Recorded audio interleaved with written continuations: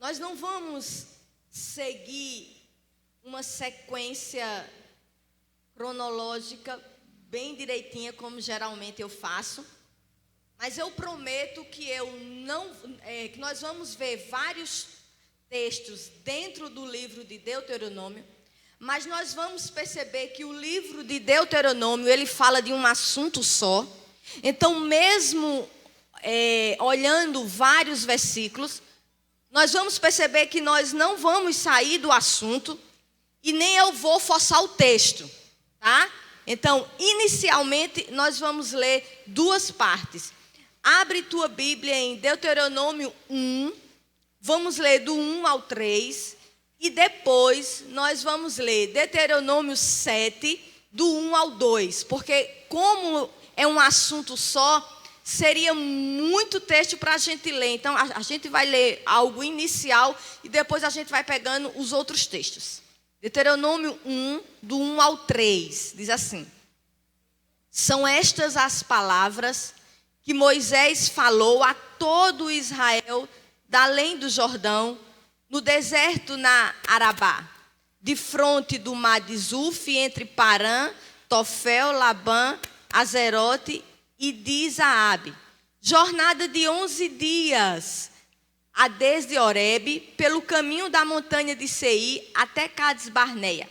Sucedeu que no ano 40º, no primeiro dia do 11º mês, falou Moisés aos filhos de Israel, segundo tudo que o Senhor lhe mandara a respeito deles. O que Israel falou ao povo? Deuteronômio 7, do 1 ao 2.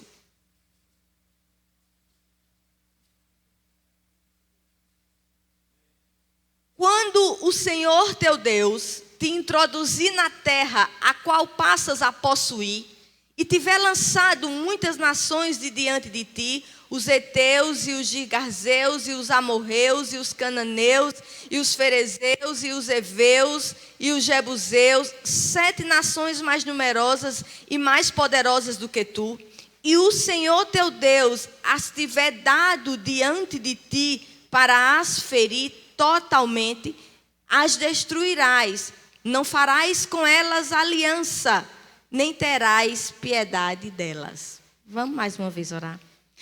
Senhor, nós queremos te agradecer por esse dia, por essa oportunidade de estarmos na tua casa, para sermos edificados pela tua palavra. Deus, fala conosco nesta manhã, edifica a tua igreja, exorta a tua igreja, consola a tua igreja, porque essa é a função da tua palavra. Me ajuda a expor as escrituras com fidelidade. Não me permite diminuir nem acrescentar nada, mas que nós possamos nesta manhã ter a capacidade de que a tua palavra passe pela nossa mente, mas também caia no nosso coração e que nos dê o desejo de mudança. É isso que te pedimos em nome de Jesus. Amém. O que Israel não poderia esquecer? O livro de Deuteronômio geralmente é um livro pouco lido, pouco pregado. O livro de Deuteronômio, ele fecha o Pentateuco, que são os 5 primeiros livros da Bíblia, e que os judeus chamam de Torá. Os 5 primeiros livros da Bíblia é Gênesis.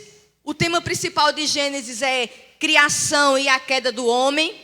Mas é em Gênesis também que nós vamos ver a chamada de Deus a Abraão. Deus olha para um homem pagão em Ur dos Caldeus e diz a ele: sai da tua terra, sai da tua parentela, deixa teus pais que eu vou te dar uma terra. E nós vamos perceber que durante o tempo que Israel foi cativo no Egito, durante o tempo que Israel peregrinou no deserto, Israel tinha algo no seu coração. Eles tinham uma promessa de uma terra. Israel caminhava em cima de uma promessa. Qual era a promessa? Que um dia o Deus que chamou Abraão ia dar Canaã. Então era isso que movia o coração do povo de Deus. Era isso que fazia com que o povo de Deus não parasse no meio do caminho, porque o povo de Deus tinha uma promessa. que era Canaã. Interessante que Israel esperava a Canaã terrestre, a Canaã física. Hoje nós somos o Israel de Deus e quando nós somos alcançados pelo Evangelho, nós caminhamos nessa terra, mas o nosso coração deve estar numa perspectiva de uma Canaã celestial. A diferença é essa. Então, Gênesis vai dizer que Abraão gerou Isaac, Isaac gerou Jacó e Jacó gerou José. E o livro de Gênesis vai terminar com a história de José, que todos nós já conhecemos, que os irmãos tinham inveja de José, venderam José para o Egito. E José lá se torna governador, se faz conhecer a seus irmãos e ali faz com que a nação de Israel, que eram 70 pessoas, que era a família de Jacó, desce para o Egito. Isso é basicamente o livro de Gênesis. Depois de Gênesis vem Êxodo. Êxodo significa saída, significa libertação. A Bíblia vai dizer que José morre. Morre Faraó que conhecia José, outro Faraó vai para o lugar e quando olha para o povo de Deus, vê aquele povo de Deus crescendo extraordinariamente e resolve tornar cativo aquele povo. E aquele povo ali se torna prisioneiro, se torna cativo no Egito. O povo clama a Deus, Deus levanta Moisés, Moisés lidera a saída do povo de Deus. É em Êxodo também que nós vamos ver que é o momento em que Deus vai dar a lei ao seu povo.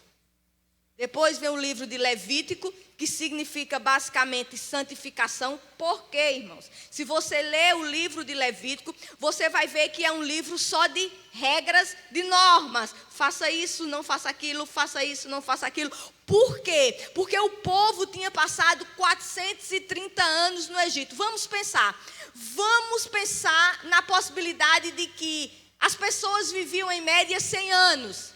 Então, o povo de Israel ali já tinha passado 4 séculos, 4 gerações, aculturada com uma cultura pagã, absorvendo os valores pagãos, absorvendo os costumes do povo que não temia a Deus. Então, por isso que veio a necessidade da lei. O povo precisava ser instruído na lei do Senhor. Mas a lei do Senhor também veio para dizer ao povo que era impossível o povo cumprir a lei.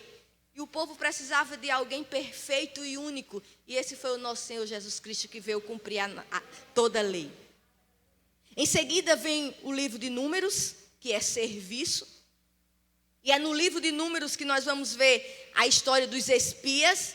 Mais uma vez nós vamos ver a promessa do povo de Deus no coração do povo de Deus. O povo ansiava entrar na terra prometida. O povo estava querendo conhecer Canaã. E nós vamos ver que é no livro de Números que Moisés escolhe os 12 príncipes de cada tribo e diz: olha, vai lá espiar a terra que Deus disse que ia nos dar. E eles vão e eles voltam com o seguinte relatório: é verdade, a terra mana leite e mel, um cacho de uva precisa ser carregado por 2 homens, mas a terra é de gigantes.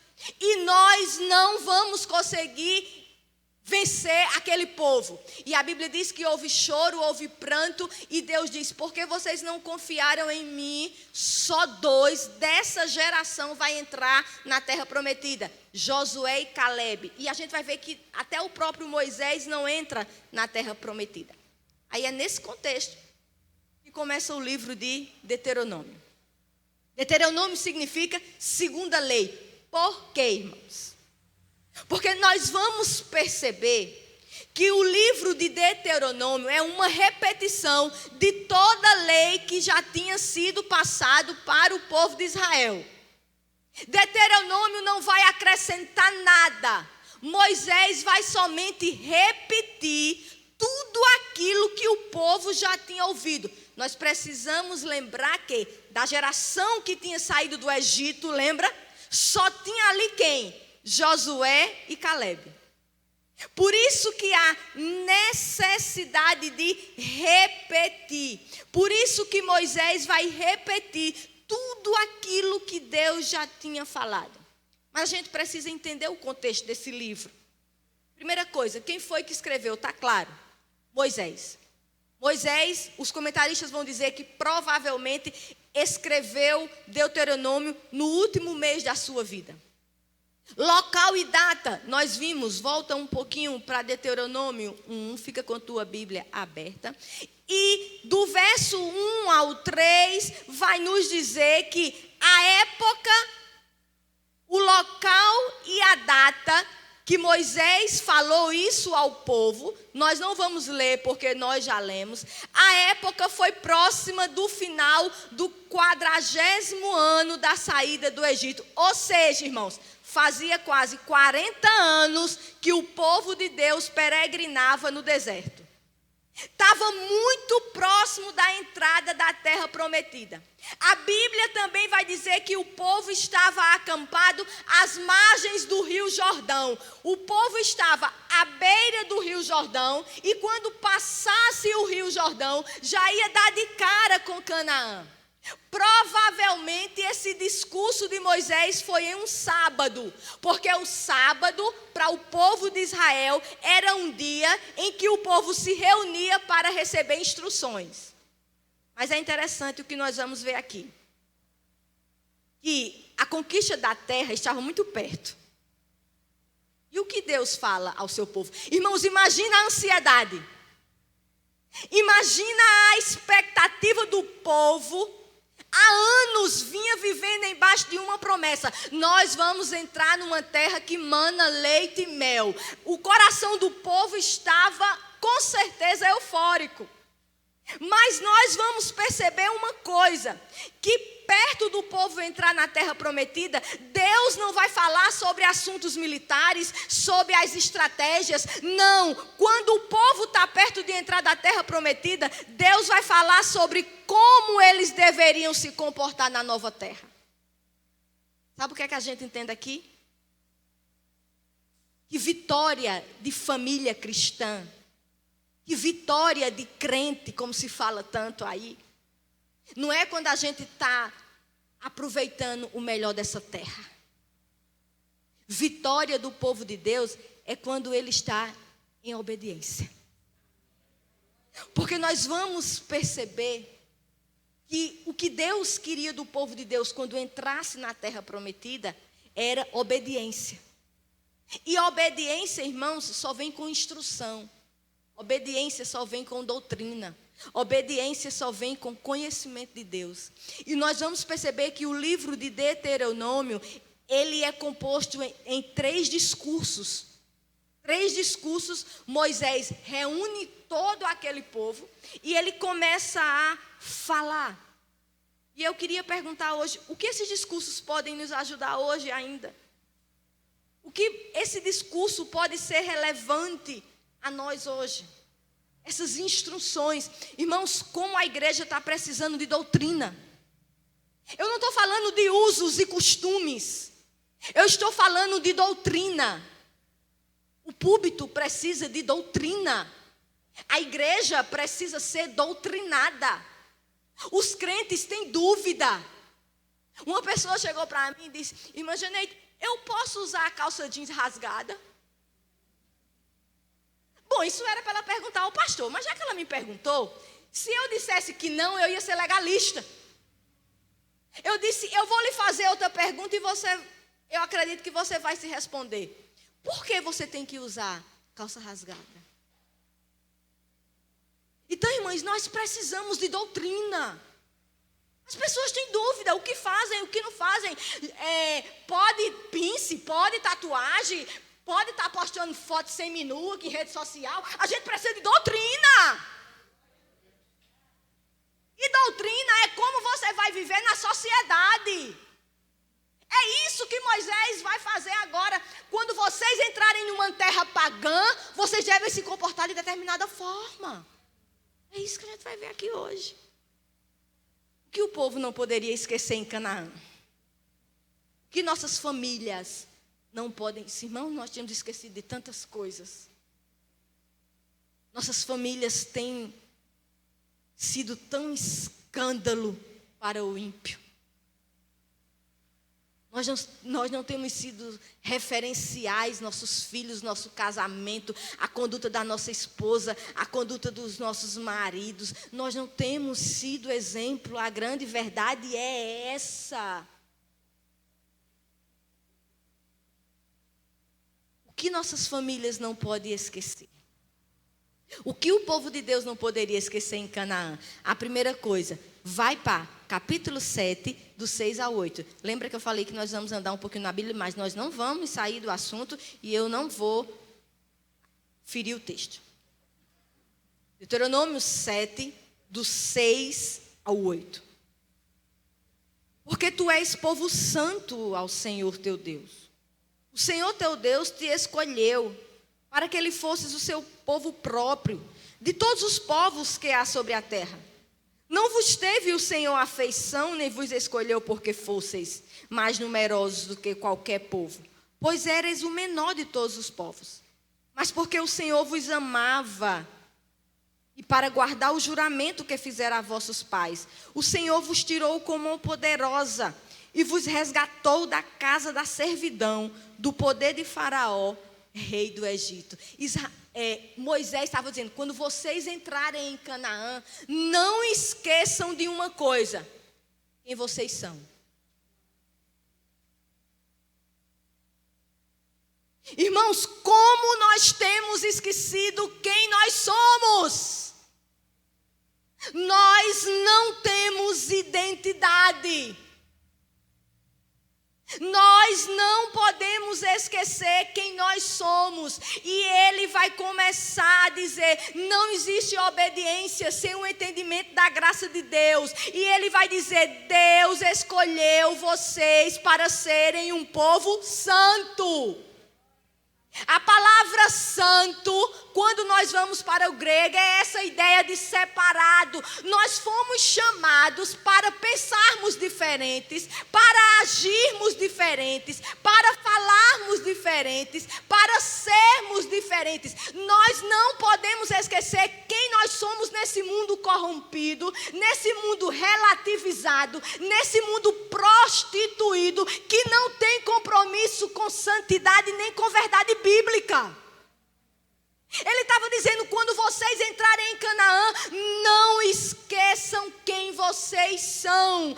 Irmãos, através de Israel, todas as nações seriam abençoadas. Volta um pouquinho para Deuteronômio 4, 6. Olha o que é que Moisés vai dizer. Guardai-vos, pois, e cumpris, porque isto será a vossa sabedoria e o vosso entendimento perante os olhos dos povos, que ouvindo todos estes estatutos dirão, certamente este grande povo é gente sábia e inteligente.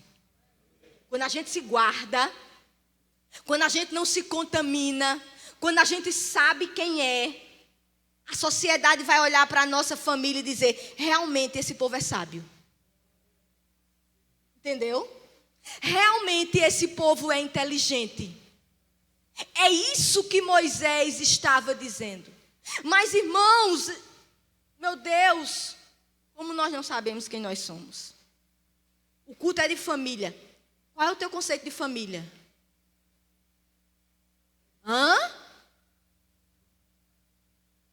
Uma celebridade que faleceu esses dias dizia que família é onde tem amor. Família pode ser homem com homem.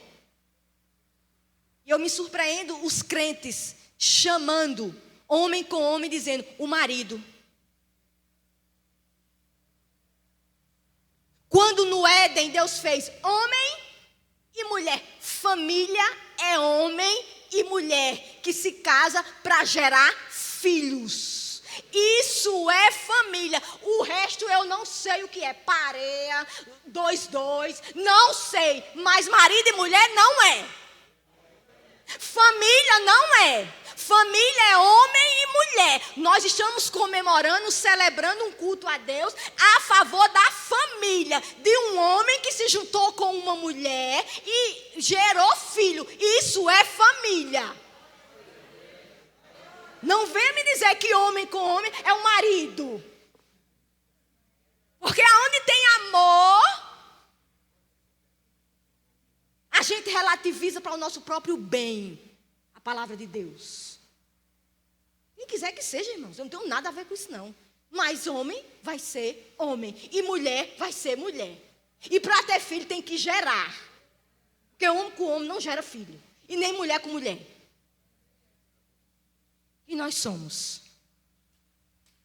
Qual é a função do marido? Qual é a função da mulher? Qual é a função dos filhos? Moisés está dizendo, vocês não podem esquecer não, irmãos.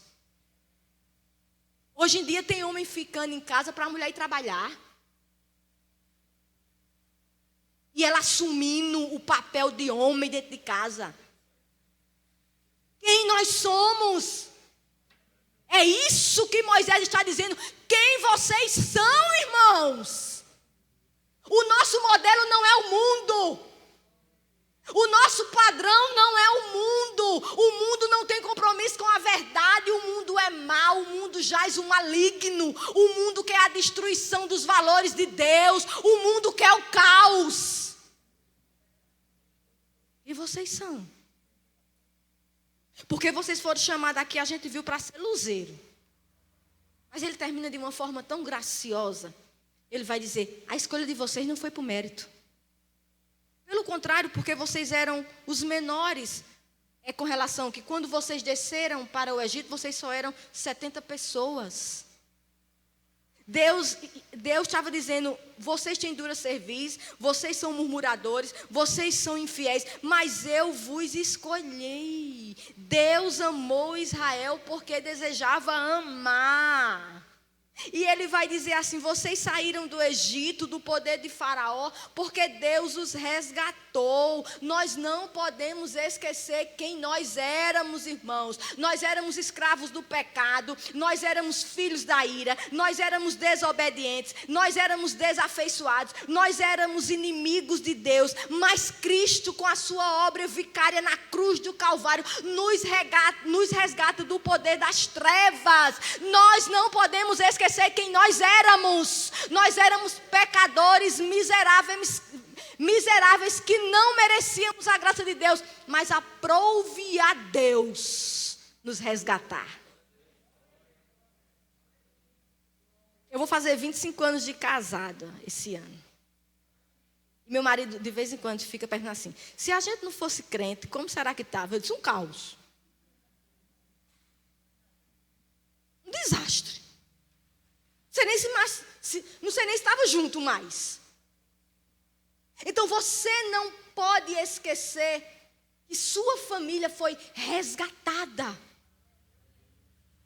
Vocês foram regenerados.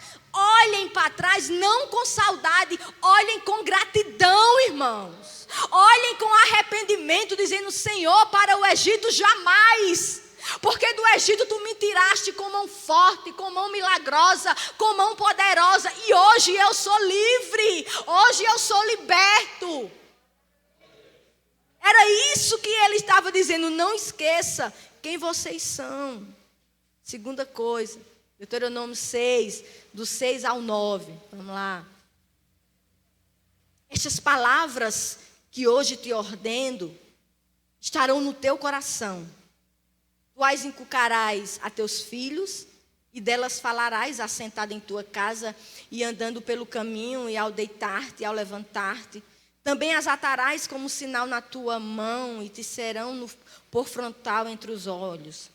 E as escreverás nos umbrais de tua casa, e nas tuas portas. Primeira coisa que Israel não poderia esquecer, era o quê? Quem eles eram. Segunda coisa que Israel não poderia esquecer quando entrasse na terra prometida, não poderia esquecer de instruir os filhos. Irmãos, deixa eu falar aqui uma coisa, eu falo isso com o meu coração cheio de temor e humildade. Não é porque Deus me agraciou com 2 filhas que só me alegram, que eu tenho o direito de subir aqui no púlpito e jogar um jugo pesado em quem está sofrendo com um filho que não é cristão. Mas a verdade bíblica tem que ser dita. E é função do pai instruir os filhos. A questão aqui era como manter os filhos em Canaã sem ser contaminados. Irmãos, quem tem filho sabe. E deixa eu falar aqui uma coisa que eu tenho percebido, um grande erro. Eu tenho percebido de pais cristãos o seguinte discurso: já cresceram, tirei minha responsabilidade. Quem disse isso? Quem disse isso? E você não vai ser sogra, não? E sogro? E você que não vai ter neto, não? Paulo, quando vai falar de Lloyd, era a avó de Timóteo. E Paulo vai dizer que a fé de Timóteo era não fingida pela influência de Eunice e de Lloyd. Então nós vamos ter responsabilidade com nossos filhos. Claro, quando seus filhos casarem, você não pode adentrar dentro da família dos seus filhos e dar sugestão impositiva, mas você pode orientar. Então, como manter os nossos filhos, irmãos, nesse mundo terrível? Como manter os nossos filhos nas universidades? Como manter os nossos filhos nas escolas, que muitas vezes a gente paga horrores e acha que está fazendo o máximo porque está pagando a escola cara, e a proposta pedagógica é extremamente anticristã. Que os professores são seguidores de Paulo Freire, do construtivismo, e você acha lindo dizer: olha, os meus filhos estão indo à escola. A pergunta aqui era essa: como não permitir que os nossos filhos absorvam a cultura mundana, irmãos? Irmãos, tem mães sofrendo, chorando. Os filhos de crente têm envergonhado. Olha, esses dias eu via algo em rede social. Não, porque quem quiser saber da vida dos outros, vá para a rede social. É o que está comendo, dentro do avião, aonde está descendo, o carro que está andando. É assim. Eu vou chegar lá. E era com tristeza que eu via o filho de uma cantora extremamente conhecida no Brasil, dançando em uma boate gay e o povo dando dinheiro na mão dele. Irmãos, isso dói. Eu não sei se você não dói, mas eu tenho filha. E eu me coloco no lugar daquela mulher, eu digo: Senhor, tem misericórdia. Não deixe de instruir os seus filhos. Aí no verso 6 ele vai dizer assim: estas palavras que hoje te ordeno estarão no teu... Moisés estava falando aos pais. Irmãos, é interessante que o coração, ele impulsiona nossas ações. Se a palavra está no coração, nós vamos agir segundo os valores de Deus. É como que a teologia ela vai chamar de a cosmovisão. Eu só falo de acordo com o que eu acredito, não adianta. Eu só educo de acordo com os valores que eu acredito. Então, o que é aqui que a gente vai entender? Que os pais precisam primeiro ter a palavra no coração deles. A instrução deve partir dos pais. Não é função do pastor orientar teu filho diariamente. Ele pode até aconselhar. Não adianta você criar sua princesa cheia de gosto, cheia de vontade, dona do mundo, e quando ela te der um grito, você corre para o pastor e diz: pastor, resolve. É você que não educou tua princesa, porque criou tua princesa para mandar nas pessoas, porque educou tua princesa achando que era a dona do mundo, porque quando ela dava um grito dentro da tua casa, todo mundo se calava. A instrução precisa ser responsabilidade dos pais. E vou dizer mais, do homem. O homem tem que instruir a esposa. Se a tua esposa é indecente, se a tua esposa não se submete a você, a culpa é sua. Se teus filhos são rebeldes, se teus filhos não são instruídos na lei do Senhor, a culpa é sua, homem. Porque quando Eva comeu do fruto, Deus foi tomar satisfação com Adão, não foi com Eva, não. É pesado, né? Mas é bíblico. Houve uma live o ano passado. Quem aqui conhece Douglas Wilson? Sensacional. Escritor. Muito bom. Se você não tem nada dele, leia. Você que é homem. Muito livro bom. Douglas Wilson. E foi uma polêmica a semana todinha em rede social. Porque perguntaram a ele. Ele é um americano. Pastor Douglas, se a filha de um homem cristão anda sensual, o que o senhor tem para dizer a ele? E ele falou assim, primeiro, duas coisas. Ele não é o sacerdote do seu lar e ele não está instruindo corretamente. Aí foi uma polêmica, porque as pessoas estavam dizendo, estão botando muito jugo pesado nos pais. Mas, irmãos, a verdade é essa. É nossa responsabilidade.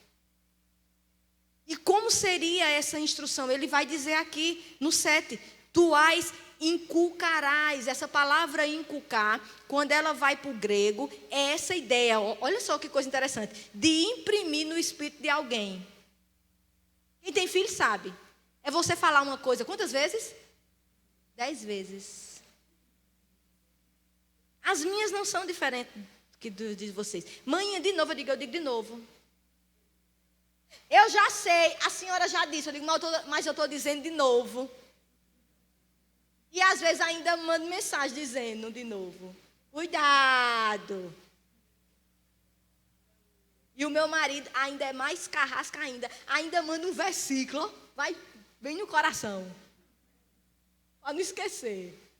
É essa ideia de falar diariamente, de repetir frequentemente, é no assentar, é no deitar, é no caminhar. Dá essa ideia de que cristianismo, ele é estilo de vida. Cristianismo não é só quando está na igreja, é quando você está almoçando, é quando você está jantando, é quando você está no shopping, é quando você está numa praia, é quando você está viajando. Por isso que a gente tem que ter muito cuidado.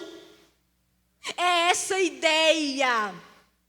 Todo pai e toda mãe, conhecedor da Bíblia, tem condições de fazer isso. Não precisa ser teólogo. Sabe o que foi que um teólogo disse? Só a responsabilidade de educar filhos no caminho do Senhor já é uma razão mais que suficiente para uma boa preparação teológica. Você não tem chamado para pregar, ok. Mas você é pai, precisa ler, precisa se preparar, porque você vai instruir. Não precisa de púlpito para você ser o pastor da sua casa. Você já foi chamado para ser o pastor da sua casa. E a sua mulher já foi chamada para ser auxiliadora. Então não dá para o marido dizer uma coisa e a mulher dizer outra. Os dois têm que estar em concordância. E as mulheres pecam nisso. Porque às vezes o pai quer disciplinar, quer educar e ela toma a frente, porque a gente é mais emoção. A gente tem mais o nosso coração e a gente fica, ó o bichinho. Aí na frente do menino estraga, acabou, irmãos. E filho é inteligente, ele sabe para quem é que ele vai. Ele sabe. As minhas meninas, quando eram pequenas, diziam assim, mãe, peça a papai para a gente ir para tal canto. Digo, não, mulher, peça você. Não, peça a senhora com o seu jeitinho. Olha, recebia. Quando a gente quer, a gente tem um jeitinho. Então é função do pai. Isso tem que ser frequentemente. Aproveitar as ocasiões. A nossa vida também ensina, irmãos. Aí ele vai dizer, atas no umbrais da tua porta e escreve na parede da tua casa. É interessante que nessa época, claro que não tinha essa facilidade que nós tínhamos hoje, que nós temos hoje, e as pessoas escreviam a palavra de Deus em rolos de pergaminhos e penduravam nos pulsos. É por isso que é chamado os filactérios. Lembra que os fariseus colocavam? Jesus recriminou não pelo fato deles terem a palavra de Deus nos braços, mas é porque eles se achavam melhores do que os outros. Então ele está dizendo, ata na tua casa. Lê a Bíblia na tua casa. John McCartney tem um livro chamado Educando Filhos Segundo a Bíblia. E ele falou uma coisa que tocou muito em mim. Ele disse, o dinheiro que você investe secularmente com seus filhos, você investe no reino. Às vezes, os nossos filhos têm as melhores roupas. Não tem problema, irmãos. Tem as melhores escolas, não tem problema. Mas vem para a igreja com uma Bíblia rasgada, que você não investe. Às vezes os nossos filhos andam numa pinta. E quando o departamento infantil, de adolescente, de jovem, pede 10 reais, a gente diz, ô povo, para pedir dinheiro.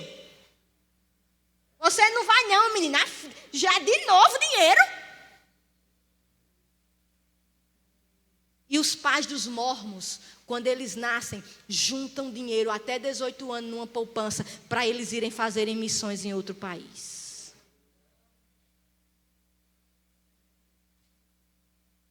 A gente precisa rever muita coisa, irmãos. Muita coisa. Mas olha que Deus é perfeito.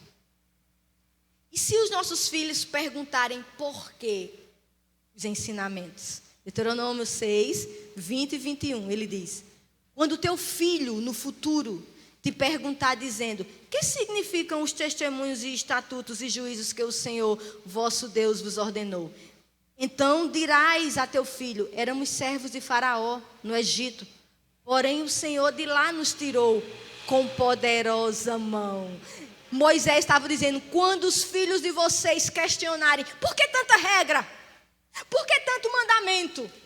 Por que tanta lei? É para vocês dizerem, porque a nossa condição antes de Deus era miserável. Ele estava dizendo, fale do temor de Deus, que traz paz, que traz vida em abundância. Oriente seus filhos, que quem namora bem, casa bem.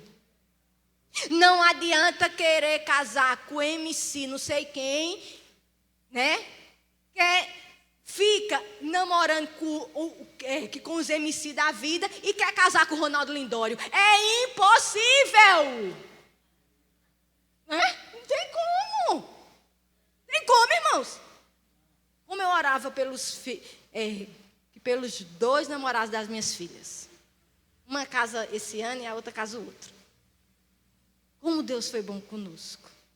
Como Deus foi misericordioso com a minha vida. Que prazer entregar uma filha a que a gente sabe que é um homem de Deus. Com falhas, com defeito, porque é pecador. Mas que vai cuidar. Que vai zelar pelas nossas filhas como a gente zela. Oriente. Que as nossas escolhas hoje influenciam lá na frente. Não venha com esse discurso do mundo. Eu não posso fazer nada. Pode, porque como do seu feijão, quem manda é você. Eu não posso proibir. Pode. Pode. Então é essa ideia aqui. Quando seus filhos questionarem, fale da justiça de Deus. Resumindo, irmãos, dê ao seu filho a verdadeira riqueza. E sabe qual é? O Evangelho. Há anos atrás, eu cheguei na casa de um pastor em São Paulo. Vocês não conhecem, é por isso que eu estou falando. E ele tinha 4 filhos, ele tem 4 filhos. E ele começou a dizer, uma casou, o outro também casou. E esses 2 que ficaram, uma quer ser modelo e o outro outro quer ser cantor sertanejo. E eu disse assim, meu Deus, aonde esse homem tem errado? Que o alvo de 2 filhos de um homem de Deus, uma é ser modelo e o outro é ser cantor sertanejo. Quais valores têm sido passados? Porque, irmãos, nós somos assim. Os nossos filhos são inteligentes, têm que fazer medicina. Eu não estou dizendo que não é para fazer medicina, porque profissão é vocação. Eu não estou falando isso. Pelo amor de Deus, me entenda. Se é para ser médico, para a glória de Deus, que seja. A gente precisa mesmo de médico, de advogado, de professor. A gente precisa. Mas a nossa ideia é essa. É inteligente, é para ser médico. É bonito, é para ser modelo e casar com um homem bem rico. É essa a nossa ideia. A gente não traz para o reino. Eu sempre gosto de contar isso. Eu fiquei com a cara no chão.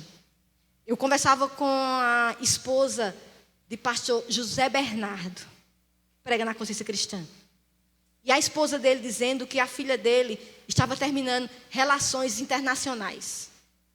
Irmãos, no mínimo tem que falar 2 línguas. No mínimo. Um curso top. E eu disse a ela, que bom que sua filha vai terminar. Dá para ela prestar um concurso. Olha, dá para ela prestar um concurso para ela ir para uma embaixada, né? Ela disse, não, Janeide. A minha filha vai terminar o curso para ela nos ajudar na nossa missão. Para ela traduzir os livros de inglês para português. Aí quase que eu disse, desculpa aí, tá? Podia ter ficado calada, né? Mas é essa a nossa ideia. Nós não educamos filhos para a glória de Deus, irmãos. Né? E é isso que a gente precisa. Terceira coisa, Deuteronômio 7, do 1 ao 2. Estou chegando ao fim. Diz assim. Quando o Senhor teu Deus te introduzir na terra a qual passas a possuir, e tiver lançado muitas nações de diante de ti, os heteus, os girgazeus, e os amorreus, e os cananeus, e os ferezeus, e os heveus, e os jebuseus, 7 nações mais numerosas e mais poderosas do que tu, e o Senhor teu Deus as tiver dado diante de ti para as ferir totalmente e as destruirás. Não farás com elas aliança, nem terás piedade dela. Primeira coisa que Israel não poderia esquecer era quem eles eram. Segunda coisa que Israel não poderia esquecer era de instruir os seus filhos na lei do Senhor. Terceira coisa que Israel não poderia esquecer, não podiam imitar o estilo de vida de Canaã. Interessante que no primeiro versículo, Moisés vai falar de todas as nações. E quando nós olhamos para essas nações, irmãos, eram nações politeístas, que tinha vários deuses. E quem adora vários deuses, um Deus a mais e um Deus a menos, tanto faz.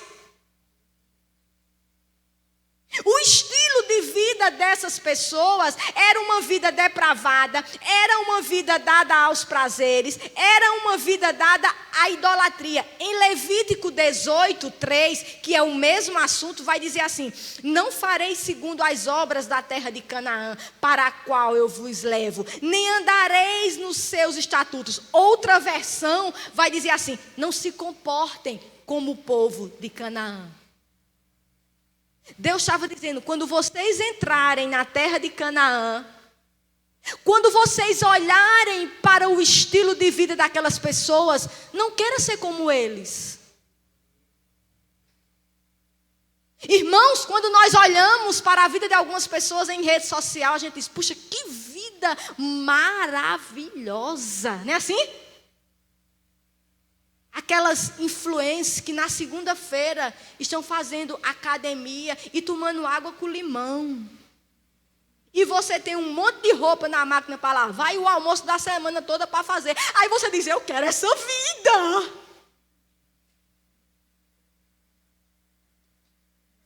Ele está dizendo, não se moldem a Canaã. Não vivam como eles vivem, pois fazendo isso, vocês estão fazendo aliança com eles. Por isso que tem tanto crente seguindo, né?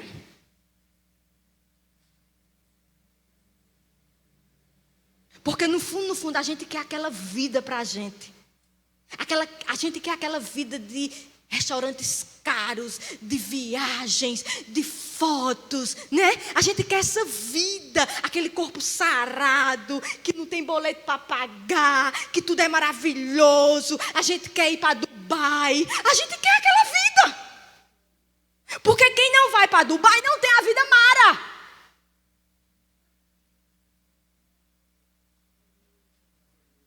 Então a gente quer essa vida.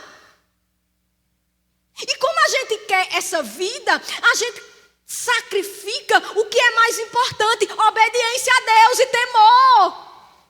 A gente está vendendo a nossa consciência pelos prazeres mundanos. Irmãos, que desafio nós temos de não vivermos como os pagãos.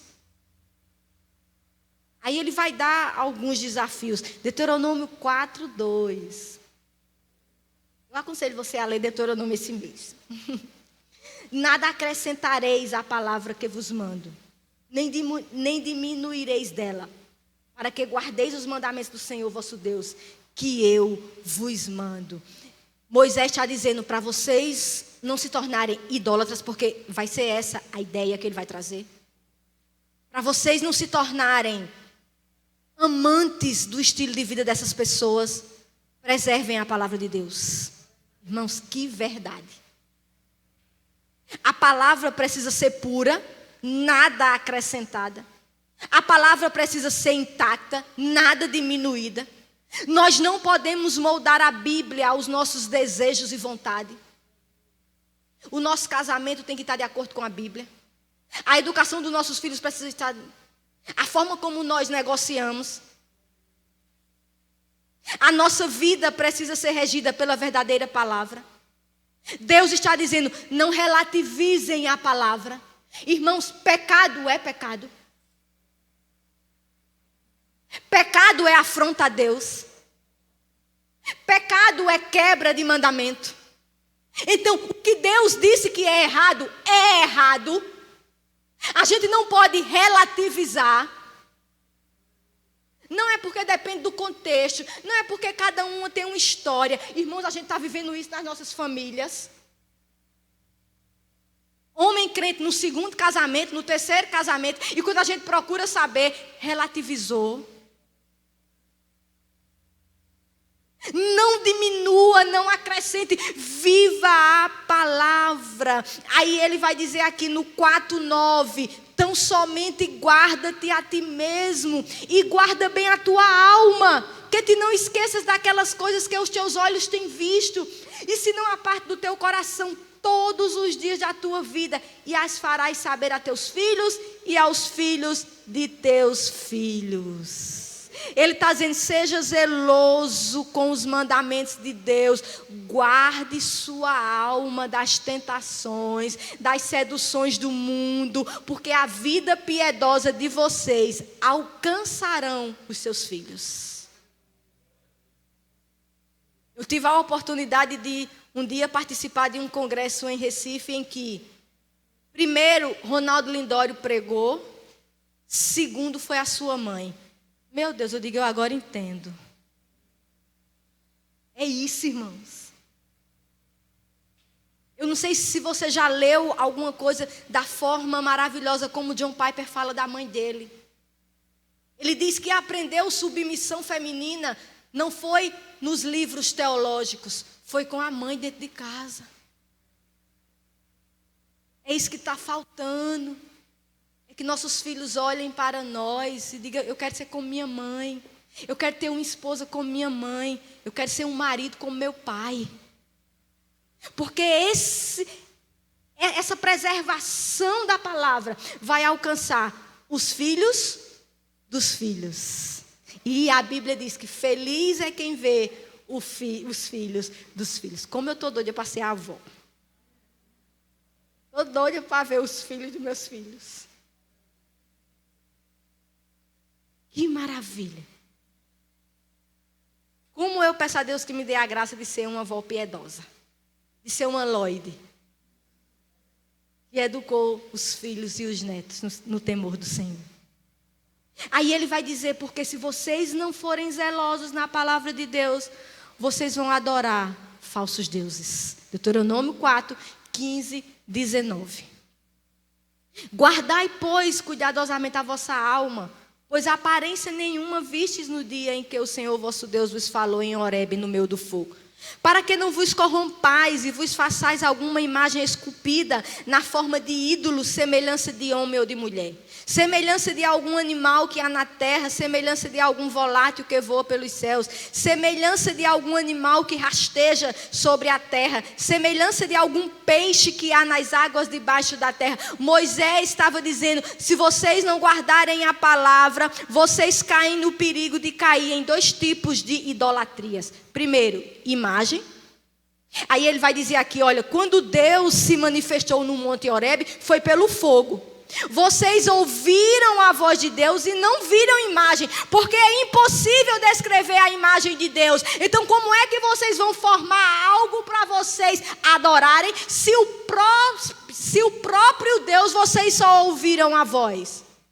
É impossível representar Deus através de uma imagem, irmãos. Ele está dizendo, se livre disso. E também não adorem ao sol. A prática era bem adorada pelos pagãos. Aí você diz, não, Janeide, eu nunca fiz imagem e eu não adoro o sol e nem a lua. Mas a pergunta é, quais os ídolos do seu coração? Nessa pandemia, eu li um dos melhores livros que eu li até hoje.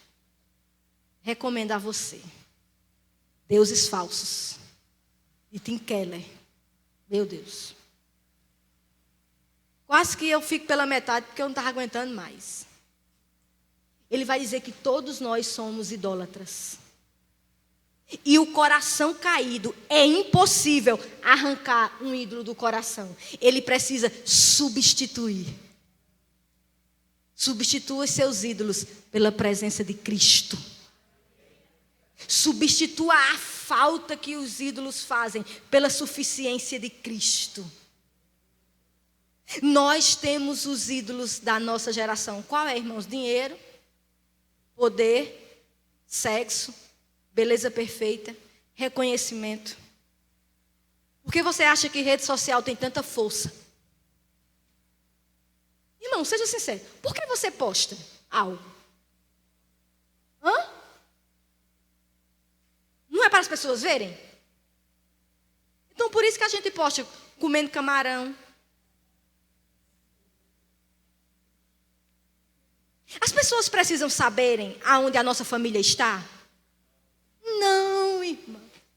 Se você entrar na minha rede social, você só vai me ver pregando. Nós somos extremamente zelosos lá em casa e a gente vigia muito o nosso coração para a gente não postar isso.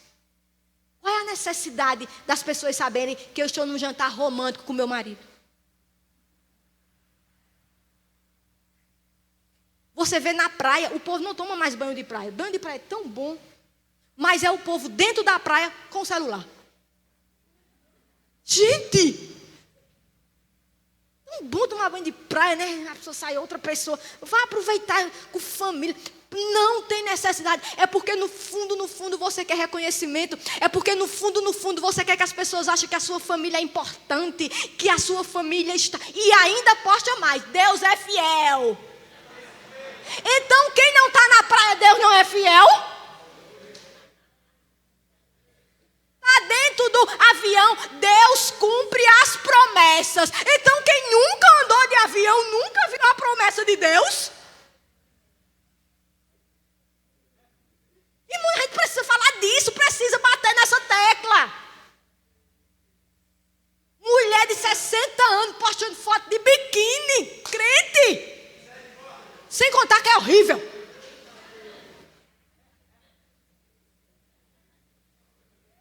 Porque nós estamos com a mente mundana. Recebe um presente e posta. Um resultado de exame, posta. Vê vivencia a Covid, posta. Não precisa. É os deuses do nosso coração, é o nosso ego inflamado, querendo reconhecimento, querendo que as pessoas olhem para nós e digam, olha, a família de fulano pode. O que vale é ostentar mesmo. E ainda diz mais, e quem falar, cuidado que Deus ainda dá uma topada. Né? Que eu não sirvo a esse Deus não, viu, irmãos? Eu sirvo a um Deus de graça e de misericórdia. Os ídolos do nosso coração. Sabe qual é a pior coisa dos ídolos? É que eles falam para nós que podemos confiar neles completamente. Se tornam nossa segurança. E Deus nos ensina, às vezes da pior maneira possível, que nós só podemos ter confiança nele. Tem a Covid? A nossa família todinha teve Covid. Eu já estou boa, viu, irmão? Eu já estou liberada pelo médico. Mas o médico diz a você, olha, eu vou passar esse coquetel. Mas ele reage diferente no organismo. Um serve, outros não serve. Aí seu coração fica desse tamanho. Os ídolos dizem a nós que o dinheiro dá segurança, e não dá. Os ídolos dizem a nós que se nós tivermos uma poupança, se a gente se esborrachar de trabalhar, para ter uma casa, para ter um carro, para ter, vai dar segurança a gente, e as circunstâncias dizem a gente que não é. Que um vírus invisível destrói todos os teus planos que tu planejou numa semana. E se não for a graça de Deus, que tu não é melhor do que quem morreu, de que tu não é melhor do que quem está entubado lá no Pedro I com os rins paralisados, é graça de Deus, você não entendeu nada, irmão. Você não entendeu nada. Nada. Quarta coisa, estou chegando ao fim. Eu disse a ela que eu falava demais. Mas é o último. Deuteronômio 4, 29, vamos ler do 29 ao 31. Deuteronômio 4, 29 ao 31. De lá, buscarás ao Senhor teu Deus, e o acharás, quando o buscares de todo o teu coração e de toda a tua alma. Quando estiveres em angústia e todas estas coisas te sobrevierem nos últimos dias, e te voltares para o Senhor teu Deus, e lhe atenderes a voz, então o Senhor teu Deus não te desamparará, porquanto é Deus misericordioso, nem te destruirá, nem se esquecerá da aliança que jurou a teus pais. Vamos ler agora Deuteronômio 8, do 2 ao 5, diz assim: recordar-te-ás de todo o caminho pelo qual o Senhor teu Deus te guiou no deserto estes 40 anos, para te humilhar, para te provar, para saber o que estava no teu coração, se guardarias ou não os seus mandamentos. Ele te humilhou e te deixou ter fome e te sustentou com um maná que tu não conhecias, nem teus pais o conheciam, para te dar a entender que não só de pão viverá o homem, mas de tudo que procede da boca do Senhor viverá o homem. Nunca envelheceu a tua veste sobre ti, nem se inchou o teu pé nestes 40 anos. Sabe, pois, no teu coração, que como um homem disciplina seu filho, assim te disciplina o Senhor teu Deus. Quarta e última coisa que Israel não poderia esquecer na terra prometida: da misericórdia e da provisão de Deus. Não podemos esquecer, irmãos. Do verso 29 ao 31 que nós lemos, o contexto aqui é lindo, porque ele vai dizer assim: de lá, Moisés está dizendo, eu estou falando tudo isso para vocês, mas quando vocês chegarem em Canaã, vocês vão ser idólatras e vocês vão servir a outros deuses. Mas vocês vão aprender uma coisa, que na hora do sufoco, que na hora do aperto, os deuses de vocês não vão resolver. Então, de lá, quando vocês estiverem em aperto, irmãos, quando nós percebemos que o que a nossa família precisa é de Cristo, que o que a nossa família precisa é se reunir à noite e fazer o culto doméstico, de que o que a nossa família precisa não é de dinheiro, não é de bens. O que a nossa família precisa é viver a palavra de Deus, para que a gente tenha dias de paz e de justiça. Porque o dinheiro não resolve, porque a casa grande não resolve. Não estou dizendo que você não tenha casa grande, me entenda. Eu estou dizendo que uma família sem Cristo, ela pode estar numa favela como no Alphaville. Ela vai estar em angústia da mesma forma. E uma família com Cristo, ela pode estar no Alphaville como na favela. Ela está bem. Então o nosso problema não é o tamanho da nossa casa. Então pare de correr atrás de bens, de dinheiro, de correr, sujeitando os seus filhos, sacrificando relacionamento com o marido, não acompanhando seu marido, não fazendo as coisas que devem ser por causa de dinheiro. Porque não é de dinheiro que a gente precisa de Cristo. Aí ele está dizendo, quando vocês perceberem isso, de lá, vocês vão me clamar. E eu, que sou misericordioso, eu vou ouvir vocês. Porque aonde há arrependimento, é o caminho de volta para Deus. Ele está dizendo, derrube os altares, desfaça as alianças com o ímpio, e eu sou misericordioso. Volte o coração de vocês para mim. Isaías, quando está falando para as mulheres, diz, levantai-vos mulheres que viveis despreocupadamente. Pare de colocar o coração de vocês em coisas e em pessoas. Volte o coração para mim, que eu sou misericordioso. Que a gente nesta manhã possa ter arrependimento. Irmão, se você não foi um bom marido até hoje, comece a ser.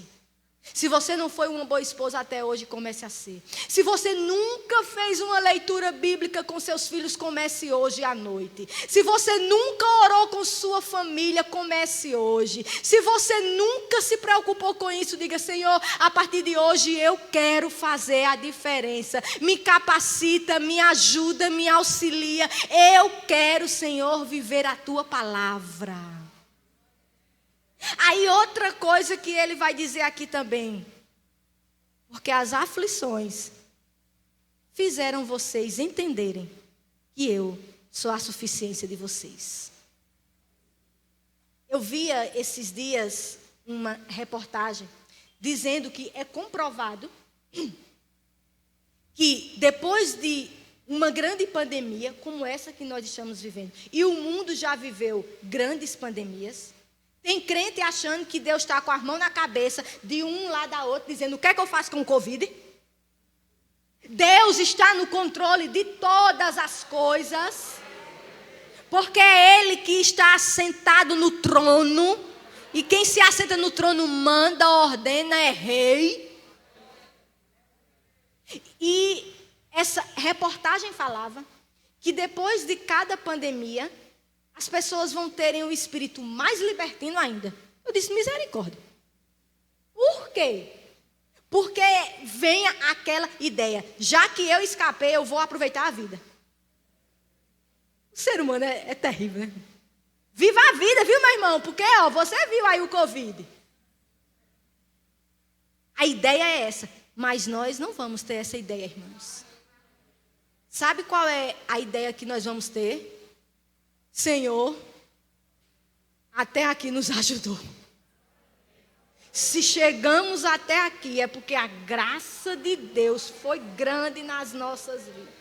Deus tem nos livrado, Deus tem livrado os nossos, Deus tem nos guardado, e o nosso coração precisa ter mais temor, a gente precisa amar mais o Senhor, a gente precisa pregar mais o Evangelho, a gente precisa ser menos vaidoso, a gente precisa ser menos soberbo, a gente precisa viver mais modestamente, a gente precisa ter uma vida mais simples, porque nós entendemos que nós sobrevivemos a uma pandemia, porque a boa mão do Senhor esteve sobre as nossas vidas. ele vai dizer, eu deixei vocês 40 anos comendo da mesma comida. Irmãos, vamos ser sinceros. Quem aguenta 40 anos comer a mesma coisa? Porque lá em casa é assim, as meninas, né? Hoje é o quê, né? Aí eu digo, o de sempre. As meninas, de novo. Quem é dona de casa sabe, a gente fica se dobrando, né? Hoje é o quê a janta? Eu digo, o de todo dia. O povo de Israel comeu 40 anos a mesma coisa. Sabe por quê? E mais, viu? Não podia guardar, não. Era a porção diária. Vinha a geada da manhã, vamos assim dizer, para que a gente entenda, a frieza da manhã. Aí ficava aquela névoa. Aí o povo ia lá, recolhia. Se tinha 5 pessoas, tinha que pegar só para 5 pessoas. Se tinha 10 pessoas, tinha que pegar para cada 10 pessoas. Mas nós que somos seres humanos, a gente quer guardar. Aí quem guardava para o outro dia, dava bicho. Só podia guardar da sexta para o sábado, porque o judeu guarda o sábado. Então, no sábado não se trabalha. Então, só podia guardar no sábado. Sabe o que era que Deus estava querendo dizer? Você tinha que aprender a depender de mim. Mas a gente quer estocar. Irmãos, eu sei que não tem coisa mais prazerosa do que a gente abrir o nosso armário. Graças a Deus, é obra divina, né? E ter comida por 30 dias. Sério, isso é lícito, isso é do nosso suor. Mas tem hora que não é dessa forma. Mas Deus não deixa faltar. Eu tenho certeza aqui que a gente tem vários testemunhos aqui de pessoas que Deus nunca deixou passar fome, porque Deus é o nosso provedor. Então pare de correr, porque em vão vigiar as sentinelas se o Senhor não guardar a casa. A nossa provisão vem de Deus, a nossa saúde vem de Deus, tudo vem de Deus, como foi cantado aqui. Irmãos, Deus queria ensinar a Israel que nem só de pão vive o homem, mas de toda palavra que sai da boca de Deus. Mas ele vai mais além. Além de não ter faltado pão os 40 anos, nunca as vestes nem se rasgaram. Interessante. E o comentarista vai dizer que é essa ideia mesmo. É como se pastor André, ele tivesse com essa roupa, e daqui a 40 anos ele vai estar com a mesma roupa. Não importa se ficou magro, se ficou gordo, não. Vai estar com a mesma roupa. E a roupa não vai estar velha. Logo para a gente, hein? Que todo culto quer vir com uma roupa nova. É interessante a palavra de Deus. Irmãos, passaram 40 anos. E as roupas, elas iam se adaptando aos tamanhos. Não tinha cor, não tinha modelo. Aí o comentarista vai dizer, a alegria do homem não consiste em estar vestido em púrpura ou linho, mas em ser aceito em conserto e comunhão com Deus. Nunca faltou as vestes. Aí ele vai estar dizendo, porque os desertos de vocês, é porque vocês são filhos. Sabe por que vem as tribulações, irmãos? Porque Deus não quer que a gente se perca em nós mesmos. Feliz quem tem a oportunidade de reconhecer seus erros. Você sabia disso? Feliz quem tem a oportunidade e do enfermeiro dizer, meu querido, você vai ser entubado. Ele em sã consciência, ele está tendo a oportunidade de dizer, meu Senhor, minha vida está nas tuas mãos. Os desertos é para nos provar, é para nos amadurecer, é porque nós somos filhos.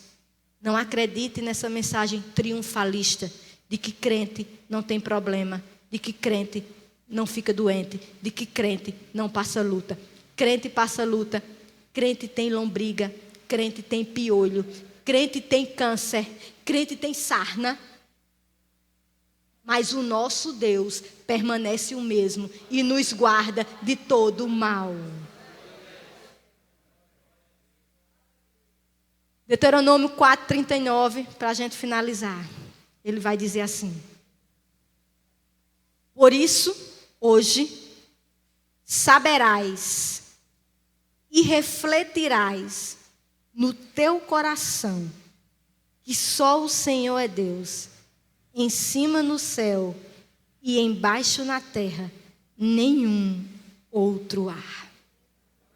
Se você ler os versículos antes desse versículo, você vai ver que é um contexto de fidelidade. Deus vai dizer assim: olhe para as outras nações e vejam qual foi o Deus que se manifestou a eles.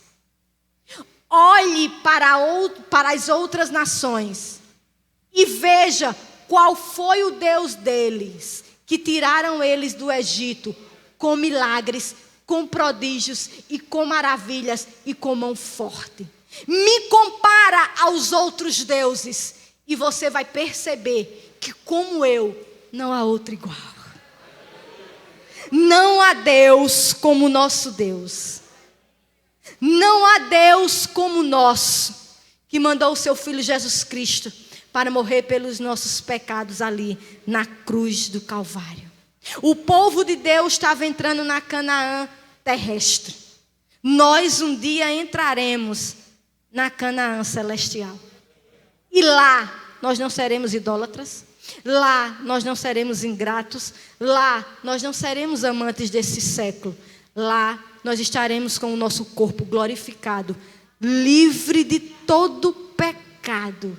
E aprove a Deus que você, seu esposo, seu marido, seus filhos possam contemplar a face do nosso grande Deus. Que Deus aplique essa palavra no nosso coração.